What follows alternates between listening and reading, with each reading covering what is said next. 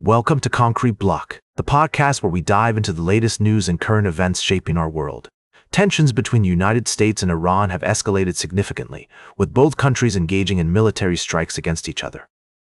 According to reports, the U.S. launched retaliatory strikes on over 80 Iranian targets, including air defense systems, command and control networks, and coastal radar sites. This comes after Iran attacked 3 commercial vessels transiting the Strait of Hormuz, a crucial waterway for international oil trade. The situation has been deteriorating since the signing of a memorandum of understanding between the two countries in June, which was intended to ease tensions. However, intermittent exchanges of fire have continued, with both sides accusing each other of violating the agreement. Iran's military claims to have responded to the U.S. strikes by attacking 85 American military sites in Kuwait and Bahrain.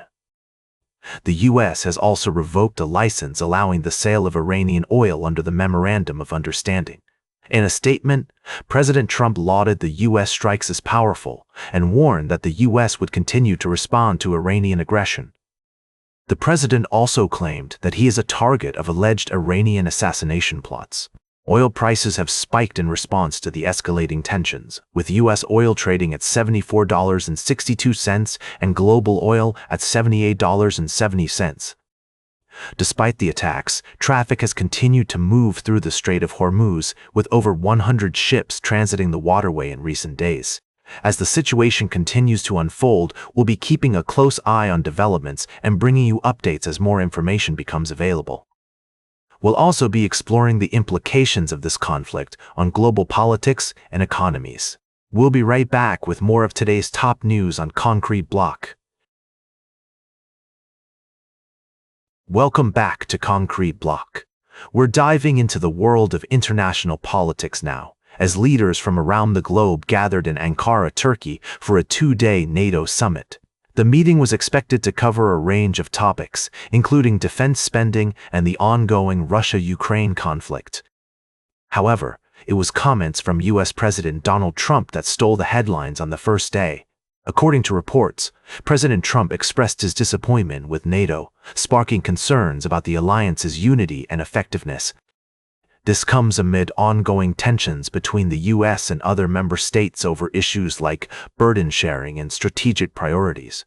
Despite these challenges, NATO officials remain committed to strengthening the alliance and addressing emerging security threats. It's worth noting that Turkey, the host country for this year's summit, has had a complicated relationship with NATO in recent years. Ankara's ties with Russia and Iran have raised eyebrows among other member states, and its opposition to Finland and Sweden joining the alliance was only recently reversed. Nevertheless, Turkish officials see the summit as an opportunity to showcase their country's strategic importance and growing defense industry. As the summit continues, all eyes will be on how leaders navigate these complex issues and work towards a more united and effective NATO.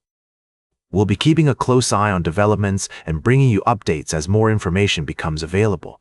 For now, it's clear that the road ahead for NATO will be marked by both challenges and opportunities. Welcome back to the Concrete Block. As we wrap up today's show, let's take a look at a developing story that's making waves in the world of energy and geopolitics.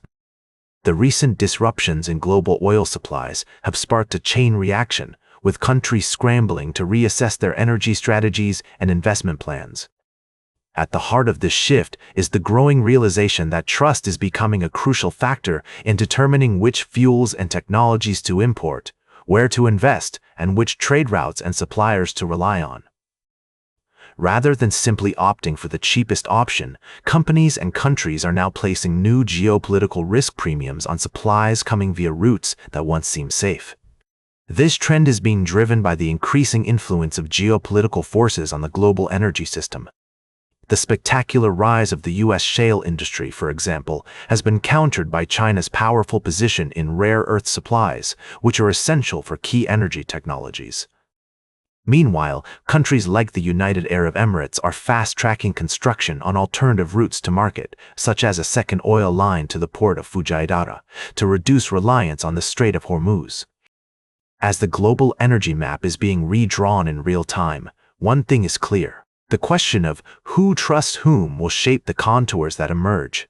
The implications of this shift will be long-lasting, with potential trade-offs between energy security and affordability.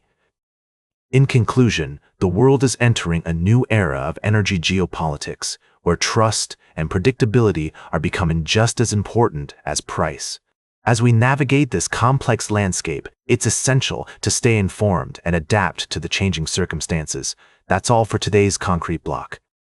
Remember to like, share, and subscribe, and until next time, stay informed.